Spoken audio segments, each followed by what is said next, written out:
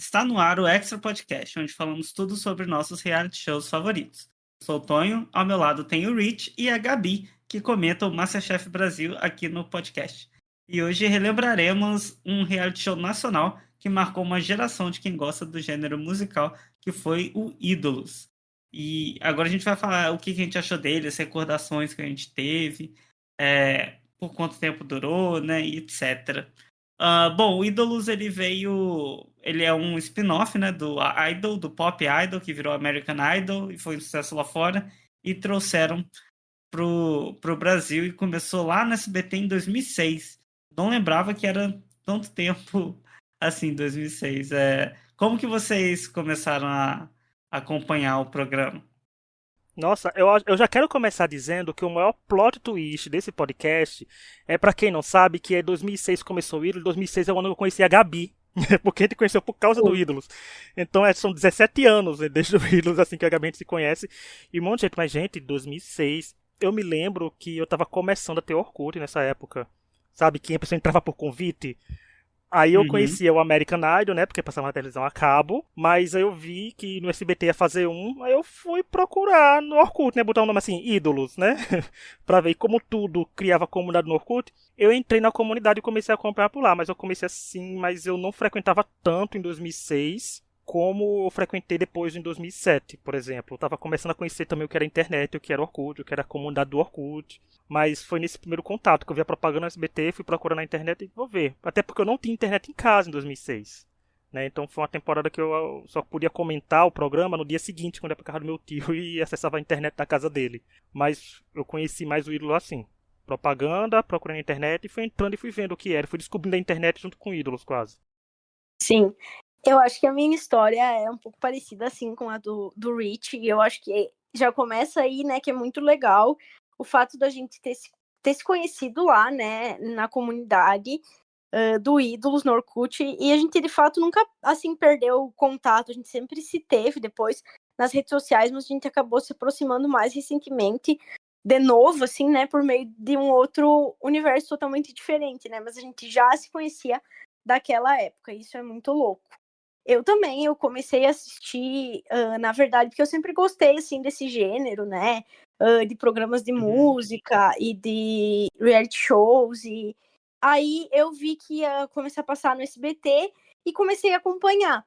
E eu também acho, assim, acho que a segunda temporada, eu honestamente eu não sei dizer a respeito do Ibope ou coisa assim, ou se era porque de fato eu estava mais envolvida na segunda edição, mas para mim em 2007 também, a impressão que eu tenho é que 2007 o programa fez mais sucesso, porque eu também, assim, eu me envolvi muito mais na temporada de 2007, né, na temporada de Uhum. 2006 eu assisti, acompanhei, torcia para Vanessa, não sei se vocês lembram da Vanessa, que tinha um visual assim, Avril Lavigne, e de fato, assim, quando eu entrei mais de cabeça nesse universo foi em 2007 mesmo, né? Então faz muito tempo aí. Isso está denunciando a nossa idade. Não é? Tá denunciando mesmo que 2006, 2007 a gente assistia e comentava, né? Então, Exato. faz Nessa idade um. de rede social. Então, faz um tempinho, né? Ainda que a gente fosse adolescente, faz um tempinho. É. É, bom, o Ídolos ele estreou, né, em 2006, como a gente falou, no SBT. Ele só teve duas temporadas lá, que foi 2006 e 2007. E tinha como jurados o Miranda, o Thomas Hotchkiss e Arnaldo Sacomani. E era apresentado por Beto e Lígia. Eu vi, lendo o roteiro, que era apresentado por Beto e Lígia. Eu fiquei, gente, quem é Beto e Lígia? Eu não lembrava deles de jeito nenhum. Tive que pesquisar no Google. Que Como eles não? realmente viajaram, assim, sumiram da minha mente. Mas o que vocês achavam desse primeiro painel, assim, que teve no programa? Eu acho que foi um painel que idealizou bastante, assim, eles conseguiram se consolidar, porque eu acho que uma coisa que agradou muito o público foi o esquema do painel, porque era um painel que casava muito com o que o American Idol já mostrava, que era uma fórmula de jurados que usam hoje em dia, em alguns realities ainda, por mais que sejam menores, mas que funcionava, porque, por exemplo, ele tinha a jurada fofa, né, que era Cis, Florzinha, tinha um jurado que tinha jurados que trabalhavam com música, mas tinha que ter entre os jurados aquele jurado mais casca grossa, né, que fosse criticar mais, que era o Simon Cowell versão Uhum. brasileiro, que depois na Record, que quando você falar mais pra frente, ele vai ver que foram focaram mais nisso. E tinha eu acho que os 4 funcionavam muito bem juntos. Só que a gente via que tinha coisas que eles faziam naquela época, que hoje em dia a gente diria que, opa, né, passaram do ponto. Mas naquela época, a fórmula de jurados, pra mim, funcionou muito. Porque eu acho que eu não tinha gostado tanto de uma bancada nacional desde o Ruge. Né, que a bancada do Ruge também era bem aclamada. Mas eu gostei muito dos 4. Os 4 marcaram, tanto que o SBT ainda usou os 4 pra mais coisas, né? Pra o Qual é o Seu Talento, pro Astros, né? Depois que o ídolo saiu de lá. Então eu gostava. Agora de Beth e Lígia, tu não se lembra, porque eu me lembro muito. Não se revolte, vote, né? Era que a Lígia falava toda a votação. O Brasil votou. Né? Aí era sempre assim que começava e eles pediam votos, então pra mim, se tratando de bancada de apresentação, eles foram bem marcantes, porque Beth e Lígia pra mim ela apresentava muito bem, o que é curioso, né, porque toda a versão Idol começava com 2 apresentadores e só um vingava, mas eles 2 estavam funcionando bem, por mais que eu gostasse mais da Lígia sozinha. Sim. E eu acho que é estranho a gente lembrar dessas coisas agora, porque na cabeça da gente fica aquela sensação e aquela dúvida se de fato era bom, se a gente gostava, se tinha qualidade, ou se vem daquele lugar assim de nostalgia, sabe?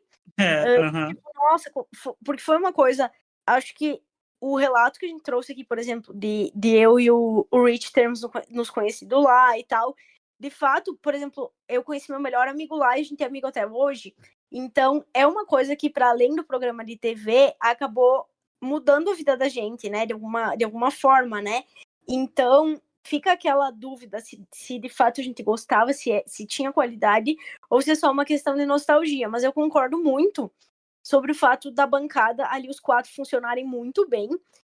Eu gostava muito ali dos 4, eu acho que contrabalanceava muito bem, por exemplo, o Sacomani ali, que era sempre mais crítico, mais ranzinza, e aí tinha a Cis para contrabalancear muito bem, assim, do outro lado, né? Então, eu acho que os 4 funcionavam muito bem ali. O Miranda e o Thomas tinham muito conhecimento musical também, assim, né? E eu acho que o Beto e a Lígia, por isso que eu até fiquei indignada, não é a palavra, surpresa, com você não lembrar deles, porque pra mim eles são tipo a cara do Ídolos, assim, eles marcaram essa primeira fase do Ídolos, né, esse Ídolos no SBT, assim, não sei se o programa teria sido a mesma coisa sem eles, sem os bordões ali que eles falavam, então eu, como um todo, assim, eu curtia os apresentadores, a bancada de jurados, eu acho que funcionava bem legal ali. E sabe o que é interessante? É que nessa época ainda não era importante o quão famoso cada jurado era para a bancada. Nem todo mundo conhecia. O povo sabia que os 4 já tem um rumo na carreira musical, seja como produtor, seja como cantora, no caso da Cis era cantora. Não importava se era extremamente famoso ou conhecido perante o público. Né? Era uma época que o importante era se o jurado ia fazer o bom papel de jurado, se ia ter química no painel, se iam conseguir entregar o que o programa precisava, porque o Willows tinha audições que não era necessariamente só pessoa boa cantando, né? Tinha avacalhada, né? Tanto que tem virais pipocando na internet até hoje, né, do Ídolos, assim, então tem que ter jurados preparados para gente que canta bem, gente que canta mal e entregar comentários bons, entregar comentários que alguns comentários chegavam a humilhar, né, alguns participantes, mas eles conseguiam casar essas coisas sem precisar ser uma pessoa de grande nome que você batesse o olho e dissesse, é fulano de tal, como a gente vê hoje em dia, né, que o que importa mais é a fama do jurado do que de fato participantes. Então acho que nesse quesito também eles agregavam bastante, assim como a Porsche em Beto e Lígia, que também não eram grandes nomes assim do público, até porque, gente, a internet era lenta, você não acontecia na internet do dia pra outra, né? Tem isso. Sim. Não é como hoje, né? Porque tipo, se fosse, vamos supor, se o Ídolos fosse lançado hoje, se nunca tivesse existido, obviamente os mais queridinhos pipocariam com 100 mil seguidores no Instagram, né? Todo mundo ia começar a ter outra história. Mas aí não tinha, o máximo que ia ter uma comunidade do Orkut do participante. Que aí media a popularidade por causa disso. E eu acho que um bom exemplo até do que tu trouxe, Rich, de não ser importante a fama da pessoa, eu acho que essa própria transição que ocorreu do programa do SBT para Record deixa isso muito claro, porque os apresentadores que a gente teve na Record, eles eram mais famosos do que o Beto e a Lígia, né? Então a gente teve Rodrigo Faro e Marcos Mion, e na bancada de jurados também a gente teve, tudo bem que a Paula Lima poderia não ser ser super famosa, mas a gente veio a ter Luísa Posse, Fafá de Belém, Supla, o próprio Rick Bonadio, né, que é ali quem criou o Ruge, né, e mesmo assim o programa começou a entrar em decadência, né, então eu acho que de fato era muito mais importante a química que eles tinham, a atmosfera em si, do todo, assim, do que propriamente o cara ser famoso, né. Eu acho que o Hit falou um negócio que é muito certo. Acho que nessa época existia muito aqueles papéis de jurados, né? Um tem que ser o bravo, o outro tem que ser o mais bonzinho e etc. Imitando um pouco, né, do americano e tal, coisa que hoje em dia a gente já, assim, hoje em dia já quase não tem, né, mas esse tipo de reality show, mas nos últimos anos que tinha, isso já tinha se diluído um pouco, né?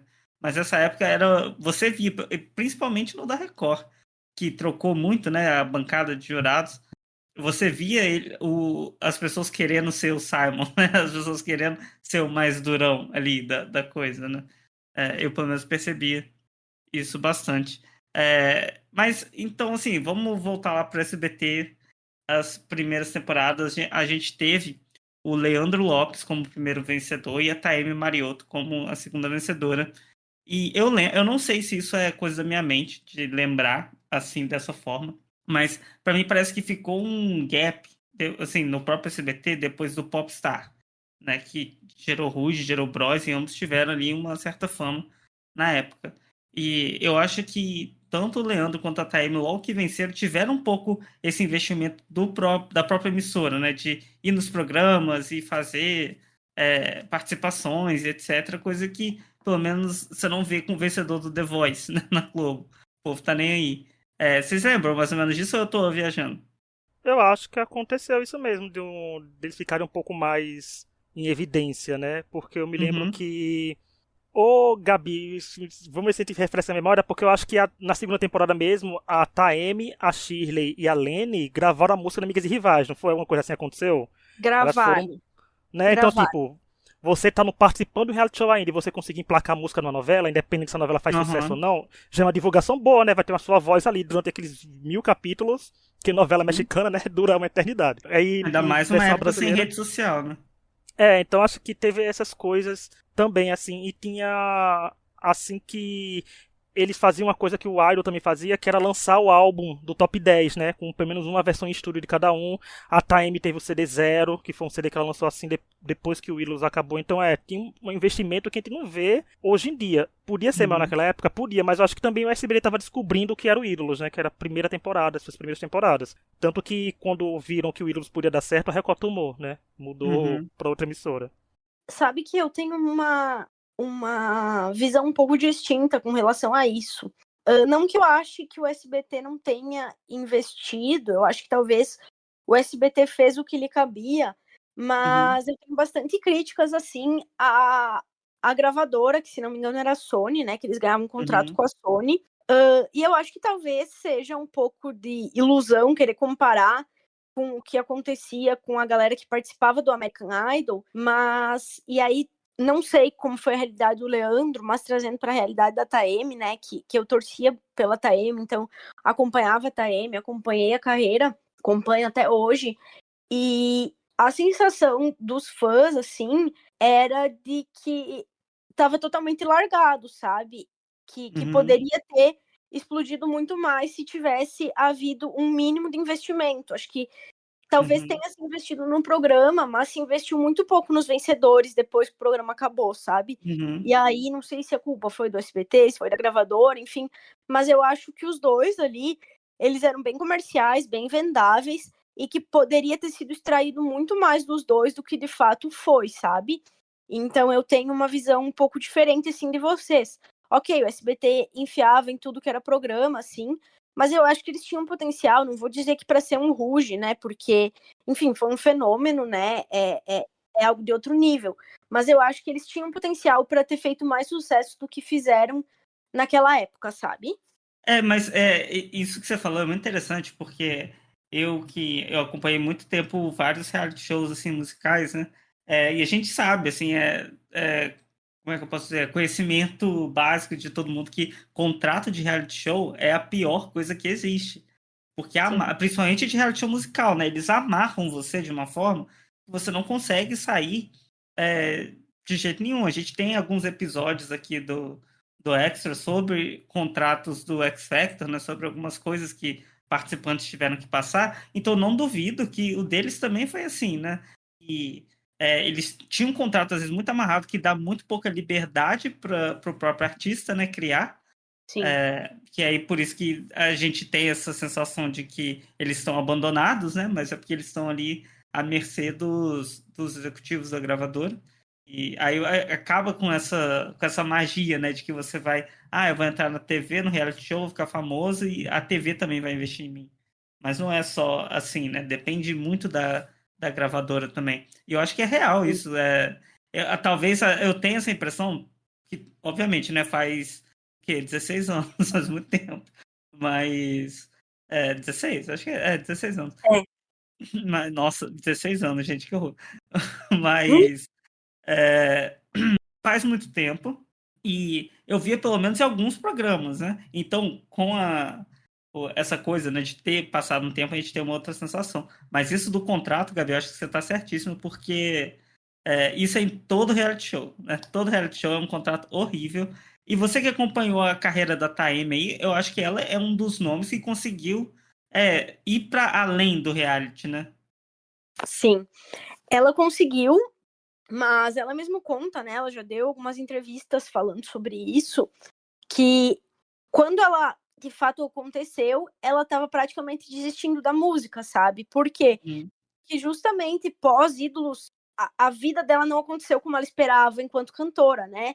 Ela até conseguiu ali lançar alguns trabalhos, fazer alguns shows durante uma época, chegou a lançar alguns clipes, e aí depois ela já começou, por exemplo, a fazer alguns projetos um pouco mais focados, praticamente em baile de formatura, casamentos, algumas coisas assim, sabe? Até que ela tava, tipo, ela meio que aceitou, sabe? Ela conta, assim, nas entrevistas que até os pais dela tinham falado, tipo, meio que já deu, sabe? Porque ela tinha que colocar dinheiro do próprio bolso, enfim, né? Vocês sabem como é a vida de artista, e aí eu acho que entra muito o fato de que, imagina-se que é um artista que tenha ganhado um programa desse, que tenha tido ali um contrato com uma gravadora que nem a Sony, não vai precisar passar por esse tipo de perrengue, né? Mas, enfim. E aí, ela já estava fazendo uma pós em farmácia, né? Que ela era graduada ali em farmácia. E aí, de fato, ela acabou conhecendo o Sorocaba, né? Do Fernando Sorocaba, que foi quem investiu na Taeme, que eu não sei se o pessoal que está nos ouvindo aqui conhece, né? Enfim, sabe que o Sorocaba é um grande empresário no meio da música sertaneja, né? E aí a Taeme acabou formando a dupla com o Thiago, né? E se tornaram ali Taeme e Thiago, que foi quando a Taeme de fato explodiu no Brasil inteiro, quando ela conseguiu, acho que de fato viver assim da música, sabe? Então, eu diria que, claro que talvez o programa tenha feito, por exemplo, o Sorocaba conhecer a Taeme, né? Ou quando ele teve a oportunidade de ver ela cantar, identificar que ele já tinha visto ela em algum outro lugar e tal. Mas o programa em si, eu acho que não foi determinante para a fama dela, pelo menos com o público, sabe? Sim. Talvez não para fama, mas eu acho que eu coloco nesse fator até no nome dela, que ela tem um nome diferente, né? Então passa uma reconhecibilidade no nome, né? Pelo menos na época, quando eu lembro que ela estourou assim com a dupla, eu vi, mas Taeme não era do Ídolos? Aí que juntou, né, as coisas. Eu acho que para muita gente teve essa coisa assim. E anos depois ela foi ser injustiçada no Masked Singer com a borboleta. Deram uma fantasia feia pra lenda. Não, se tivesse dado uma fantasia melhor, tinha durado mais. Uma borboleta mais fofa, por exemplo. É verdade. E nessa época vocês eram ADMs do Orkut, né? De comunidades do Ídolos, né? Como é que era essa experiência? Nossa, a minha foi mais. Assim, que eu comecei como membro da comunidade do Orkut, né? Depois, assim, gente, tá vendo? Eu só fui moderador foi porque eu mereci, né? Eu não sei, só sei que eu fiquei muito frequente na comunidade do Ilus, como a Gabi falou, que a Gabi conheceu um dos meus amigos dela, que eu conheço também, pro Binho não pensar que eu não lembrei dele aqui, Gabi, no podcast, mas eu fiquei. Aí eu comecei a frequentar mais. Aí eu comecei em 2007, foi quando tive internet em casa, né? Aí, tipo. era assistindo o programa na televisão e comentando no tópico, porque era um tópico por semana, eu comentava no tópico e tudinho. Aí de vez em quando apareciam moderadores novos, sendo que os moderadores dessa comunidade do Orkut, do Ídolos, né, não tinha o nome da pessoa. Não era a pessoa que assumia, tipo, botava lá o nome, eu ficava lá, Rich lá, né, porque por sinal, fazer um parênteses, meu apelido Rich, gente, surgiu em 2008 na comunidade do Ídolos, porque tinham 2 Ricardos e começaram a me chamar de Rich, e tá aí até hoje, né, foi de lá que nasceu. Aí, sendo que a gente faz o quê? O dono da comunidade, também ninguém conhecia quem era na época, ele convidava as pessoas por perfil dele, mandava um depoimento, porque era a famosa DM daquela época, era o depoimento no Orkut, né? E ele convidou para ser moderador da comunidade do Ídolos, eu virei, se não me engano, moderador 3 naquela época. Acho que eu passei só umas 2 temporadas mais da Record como moderador, gente, porque nessa época eu era muito barraqueiro de internet. Eu já fui expulso durante uma final do Ídolos, não pude comentar uma final lá. Eu era um caos, gente. Eu tenho um passado, assim, caótico no Orkut. Mas eu fui moderador lá e era curioso, porque você conhecia muitas pessoas. Tem gente que eu sigo hoje na internet, até hoje em dia, que veio dessa comunidade do Ídolos. Então, e moderar era engraçado, porque não tinha a experiência de como é moderar hoje em dia, por exemplo, porque depois, por exemplo, o Tonho virou moderador da comunidade do X Factor, né, que depois veio pro Facebook e tudinho, e como fazer, mas era muito terra sem lei, a gente não sabia muito porque o dono da comunidade falava assim, isso não pode, não podia, sabe, não tinha regras da comunidade, era uma terra sem lei. No máximo você xingava uma pessoa e se o moderador tivesse offline e ninguém visse, passava despercebido, porque os tópicos bombavam, era mais de 2.000, 3.000 posts no Orkut, então ninguém passava, então era o povo xingava, falava uma coisa, não tinha diretrizes assim que bloqueava a pessoa. Então era uma administração mais assim, de participante eu não fui administrador assim de muito de longa data, foi de participante, mas eu fui mais ADM de participantes do Ídolos da Record, como a Mandi, né, que é aqui da Paraíba, e o Rafael Bernardo. Eu fui moderadora da comunidade da TAM, né? A gente foi eram os primórdios aí da internet, né? Acho que os primeiros ADMs era a galera que moderava aí as comunidades do Orkut dos participantes. E foi uma experiência bem legal, assim, no sentido de que a TAM, a família da TAM acabava sendo bem, bem próxima da gente, né? Eu lembro que eu fui moderadora da comunidade, não foi por um período muito grande, assim, eu acabei entrando depois e moderei durante um tempo mas foi uma experiência bem legal, assim, apesar de fato, né, ter ali alguns incômodos, acho que muito menos do que o Rich, porque a gente acabava moderando a comunidade específica de um participante, né, então, teoricamente, todo mundo ali estava ali com o mesmo objetivo, torcendo para a mesma pessoa, muito diferente do que acontecia na comunidade geral do Ídolos, né, que era sempre um bafafá, um quebra-pau, porque a galera não tinha limites, assim, né, enfim, a galera descia mesmo o nível ali. Então, imagino que ter moderado a comunidade do Ídolos tenha sido muito mais difícil do que a da TAM ou a de qualquer outro participante, né? Sim, é verdade. E o SBT perdeu, né, os direitos, né, do Ídolos depois, né, de 2007 e no Pro Record, mas o SBT tentou fazer os jurados em outros programas também, né? O SBT fez outras versões, ele não deixou morrer, né, a química ali que ele tinha com os jurados, ele não deixou o ritmo, né, cair da coisa. Só que também não estourou tanto, né, os outros programas. Porque ficou bagunçado, né? Sim. O SBT não é uma emissora SBT, muito né? conhecida por organização, né? Assim, por saber Exato. organizar suas coisas. E eu acho que o SBT tentou botar, eu não lembro, gente, porque são 17 anos, mas eu não lembro se o SBT tentou botar os programas deles musicais pra concorrer com o Ídolos da Record, né? Aí eu não sei, porque aí a gente sabe que não dá certo. Né, uma marca que já existe, né, contra É. uma marca nova, por mais que seja alguma coisa assim, mas eu não sei, mas eu acho que o SBT fez certo em tentar, né, já que perdeu os direitos do Ídolos, tinha que tentar alguma coisa, e gerou algumas coisinhas. Eu me lembro de assistir uns episódios tipo Qual é o Seu Talento, que depois, porque o SBT também tem um costume de pegar uns reality shows que já existem e não ter os direitos pra transmitir, né? O Big Casa dos Artistas, o Qual é o Seu Talento, se eu não me engano, o SBT não tinha os direitos ainda, mas foi botando lá, eu vi que rendia umas coisas legalzinhas, mas o que ficou curioso é que muita gente do Ídolos, do SBT, tentou participar dos programas musicais do próprio SBT depois, né? Porque é outra franquia. Mas não vi que realmente não estourou muito, não. Ficou nichado. E por muito tempo ficou também aquele programa daqueles jokecats que a gente chama, né? Só do povo ruim lá, que vai só pra entreter, né? Não era muito a coisa do povo saber cantar, né? É. Bom, antes da gente continuar, quero lembrar a todo mundo que a gente está nas principais plataformas de áudio, como Spotify, Apple Podcast, Google Podcast, Deezer, entre outros. Então, todas as quintas ou algum dia especial, a gente está falando de reality show musical e às vezes algum episódio extra off, falando de algum outro tipo de reality show ou de alguma outra coisa aleatória. Então, nos sigam nas plataformas, nos avaliem com 5 estrelas, que faz a gente chegar para outras pessoas.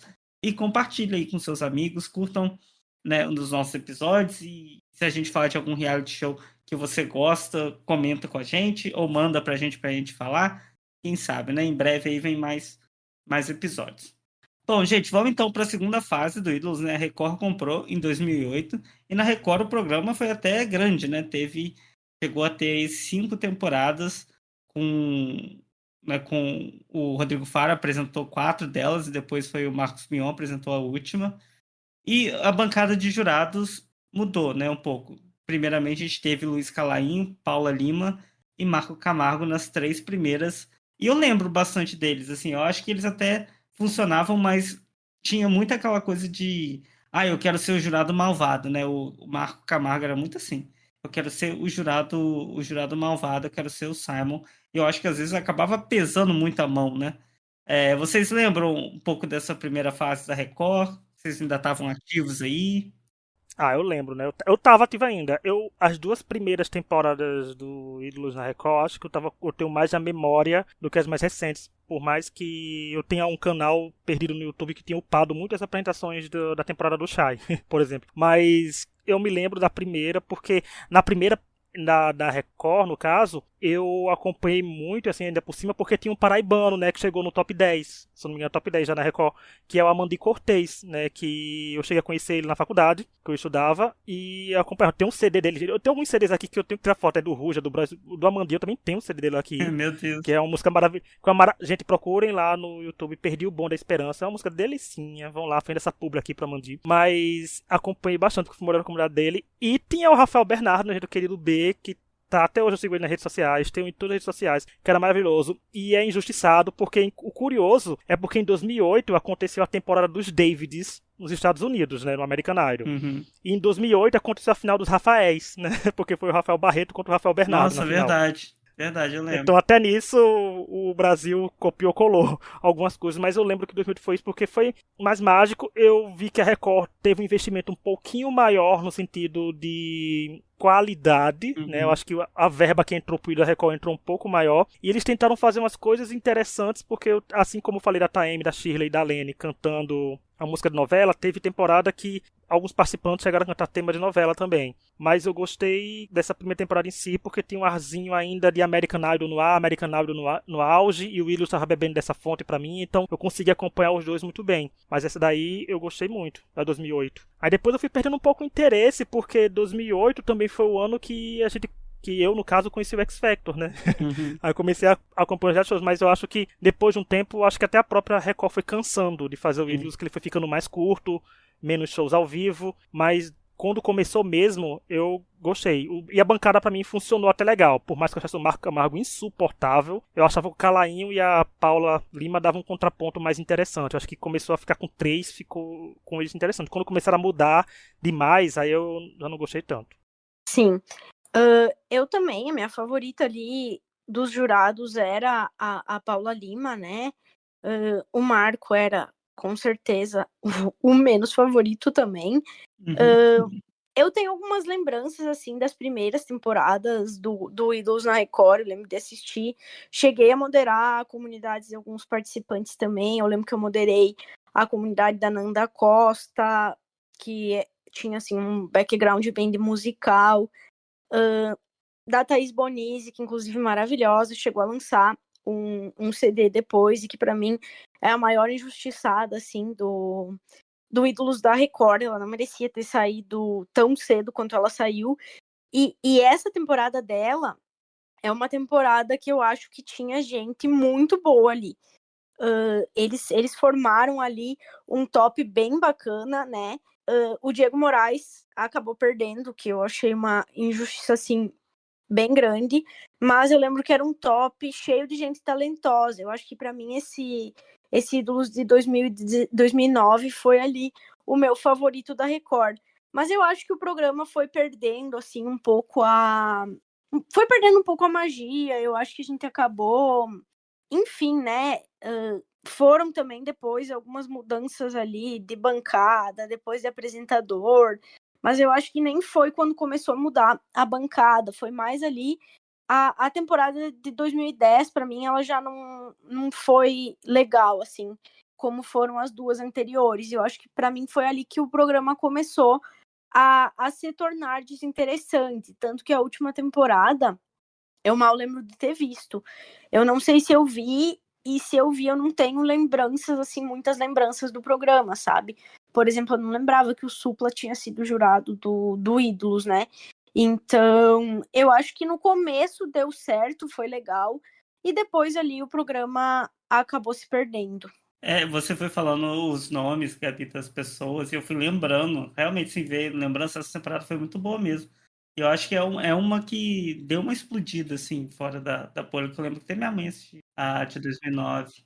E você tem noção, como eu estudei assim, por exemplo, eu fui abrir aqui até meu Last FM, que eu uso até hoje, que contabiliza, né, quanto escuta. E nessa temporada, por exemplo, o Rafael Bernardo, ele é o 38º artista que eu mais escutei no meu Last FM. Tem mais de 700 reproduções de músicas deles, porque naquela época não tinha Spotify, né, era Sim. meio One Piece, né, de É. ouvir música, né, porque assim, e eu via muito dele, tipo, gente caçador de mim, eu tenho na memória, tem os áudios dele, assim, na minha memória, ainda aqui, até por sinal tá perto do Chris Allen, ele aqui, tudo americanário e eles andando juntos, mas era muito, Sim. muito assim, e eu gostei porque ao contrário do SBT, porque na primeira temporada do SBT, gente, eu torci pra Paulina Papel, que é o quê? Primeira eliminada primeira eliminada, assim, eu já comecei chutando a porta no flop. E pelo menos no SBT eu torci na Record, no caso, tipo, o Rafael Bernardo, ele foi segundo lugar. Eu flopava, sabe, sendo finalista. Mas era pessoas que eu viciava mesmo nos áudios, gente. Tem Lorena, me lembrei da Lorenza Posa, que tem aqui também, que ela nem passou das audições e Sim.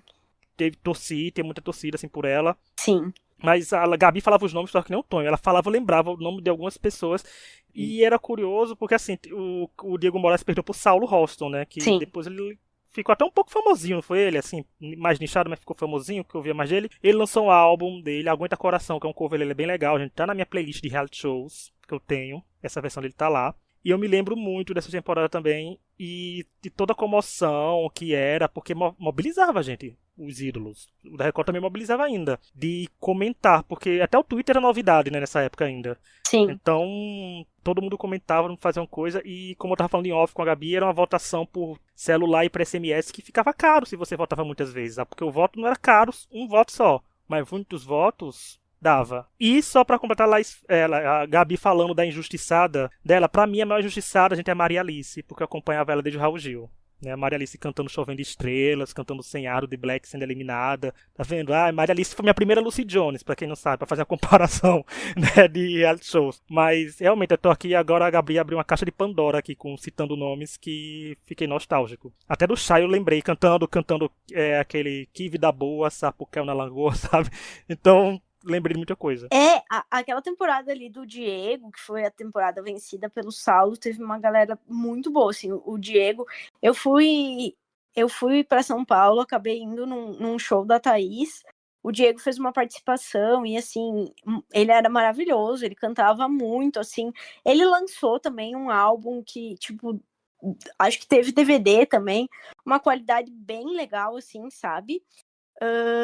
E agora, por curiosidade, enquanto você estava falando aí do Saulo, eu coloquei o nome dele no Google e apareceu uma matéria aqui de 2023, 9 de junho.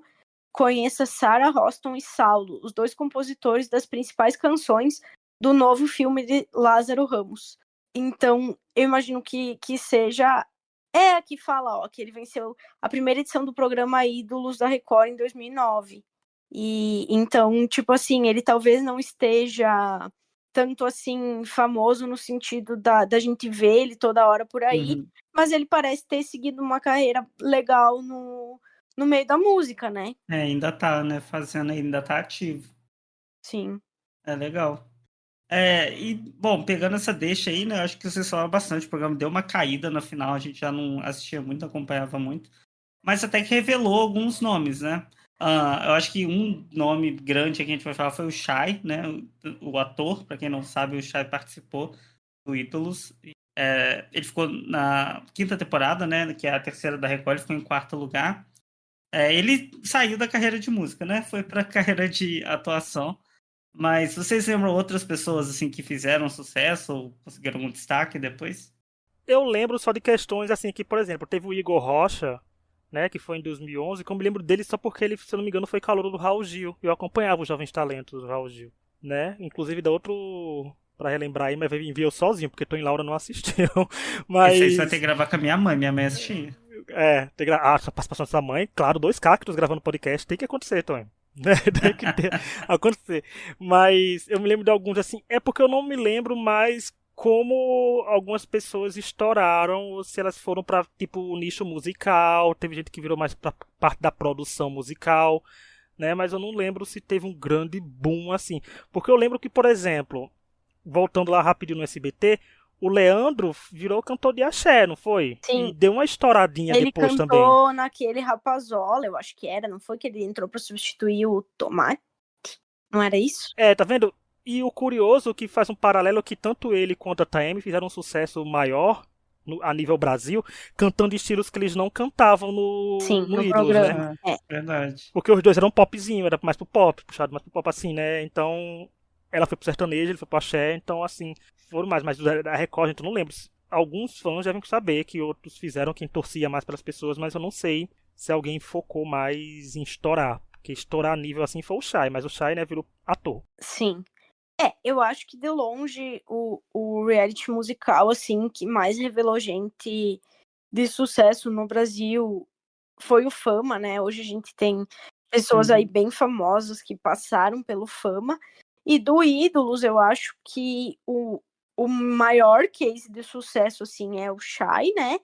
E o segundo maior é a Taeme, né? Porque, embora Sim. os dois, tipo assim, não tenha uma relação direta com o programa, eu acho que acabaram sendo os dois mais famosos, assim, sabe? Porque os outros eu não me lembro de ter ninguém assim que tenha ficado muito famoso, talvez. Eu tô tentando puxar na memória, assim, dos vencedores ou de alguém que tenha saído do Ídolos e tenha tido uma carreira de muito sucesso, mas eu honestamente não consigo lembrar. Eu acho que fica ali pelo Shai e pela Taeme mesmo, sabe? Eu também não lembro, mas eu achei engraçado que você fez a relação e eu pensei, os dois com nomes um pouco diferentes, assim, né, que vão ser lembrados, acabaram que foram realmente lembrados, né? Então é interessante. Mas eu lembro de vários participantes que eles acabaram tentando ir pro Raul Gil ou pro The Voice para tentar se manter, né? Assim, Sim. manter uma relevância. Porque o Brasil tem muito multiverso dos reality shows musicais, né? A gente sabe que de convivência tem a mesma pessoa indo pra 3 reality shows na Record, mas de musicais criou esse leque, né? De que a gente ficou vendo comum. Por exemplo, a Shirley veio do Raul Gil, foi pro Ídolos, né? Que ela foi pra final com a Taeme no Ídolos SBT. Sim. Então teve. E nessa época eu torcia pra Shirley, a Gabi pra Taeme. Então, tá vendo, gente? De rivais nos gostos, mas amizades acima de tudo. Naquela época. Eu lembrei de uma pessoa agora. Eu não sei se vocês lembram da Thaís Barger, não me lembro se ela foi da primeira, da segunda temporada do Ídolos da Record. Não sei se vocês lembram dela. Ela acabou que saiu Não. bem cedo, acho que ela saiu no top 32 ou no top 24. E hoje ela é uma DJ, produtora musical, assim, relativamente famosinha, sabe? Eu lembro que na época eu curtia bastante ela, assim. E por isso que eu acho que eu devo ter ela no Instagram, alguma coisa assim ainda. E aí, um dia desses eu vi que ela tava com tipo, um público bem massa, assim, uma carreira massa como DJ e produtora musical. Eu até agora dei uma entrada ali no Instagram dela, ela tem quase 100 mil seguidores. Então, acho que, querendo ou não, é uma pessoa que se deu bem dentro do seu nicho, sabe? E acaba sendo relacionado à música, né? Claro que não é algo tão mainstream assim, mas, né, tá relacionado ali à música, tem o seu nicho pelo que eu vi aqui no Instagram dela, ela até foi repórter da Globoplay, do Multishow no Tomorrowland. Então, acho que dentro do nicho dela, ela é uma pessoa ali que conquistou o sucesso na música, sabe? E quando fala isso de ter feito os projetos na Globoplay e tudinho, eu fico pensando, e olha, Boninho adoraria levar pro Big Brother, né? Quando vê isso, faz uns pontinhos aí, para no Big Brother. E só pra essa, quando falou isso rapidinho do Shai e da Taeme, o curioso é porque assim, se você perguntar para as pessoas que conhecem a Taeme e o Shai hoje em dia, eles não sabem que eles eram do Ídolos, né? Porque eles cresceram, ficaram muito maior do que um reality show. É como se, tipo, se eles tivessem estourado depois do Willows, imediatamente depois do Willows, eu acho que eles carregariam essa marca que nem a Kelly Clarkson carrega a marca do American Idol com ela até hoje, né? O povo sabe de onde ela veio. Sim. Então, por eles terem demorado tanto e terem feito outros caminhos, né? Taime no estilo e Shai na profissão em si, né? Que ele trabalha mais como ator, eu acho que o povo não relaciona. Se bem que tem gente que não deve nem conhecer o Willows. Deve ter gente ouvindo esse podcast sem saber o que o Willows aconteceu, né? Que o que foi o Willows, mas realmente foram coisas bem diferentes, discrepantes, mas foi um reality show que marcou muito, porque vez ou outra a gente via alguém aparecendo aí. Tipo, eu acho que a Gabi vai lembrar quando falar a Ludmilla Anjos, que não foi nem pra os top 10, ela é uma pessoa que ficou muito querida no meio, né, da comunidade do Ídolos. Então, que tentou outros, ela tentou o The Voice Brasil, se não me engano. Então, esses dias eu vi propaganda dela na TV, não me lembro do que era, mas eu vi. Daí eu, nossa, Ludmilla Anjos.